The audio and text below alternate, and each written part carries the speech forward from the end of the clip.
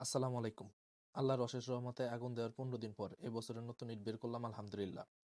ইটভাটায় যারা কাজ করে তাদের মধ্যে সবচাইতে শেষে যারা কাজে লাগে তারা হচ্ছে আনলোড পার্টি। কাঁচা ইট কাটা শেষ হলে তা পর থেকে চুলার ভেতরে প্রবেশ করানোর পর পোড়াই মিস্ত্রি আগুনে পুড়িয়ে পাকা ইট তৈরি করে। তারপর আনলোড পার্টি তাদের কাজ শুরু করে। মজার বিষয় হচ্ছে তারা যেমন সবার শেষে কাজে জয়েন করেছে ঠিক তেমনি ইটভাটার মৌসুম শেষ হলে সবার শেষে এই আনলোড পার্টির কাজ শেষ হবে। বৃষ্টির জন্য এবছর আগুন দিতে দেরি হওয়ায় নতুন ইট বের হতে সময় লেগেছে অনেক। অন্যান্য বছর এই সময়ের মধ্যে এক রাউন্ড ইট পোড়াতে পারলেও এবছর তার অর্ধেক হয়েছে। রিজিক এবং রহমতের মালিক একমাত্র আল্লাহ। পাকা ইট একটু দেরিতে বের হলেও ইট হয়েছে আলহামদুলিল্লাহ খুব মানসম্মত।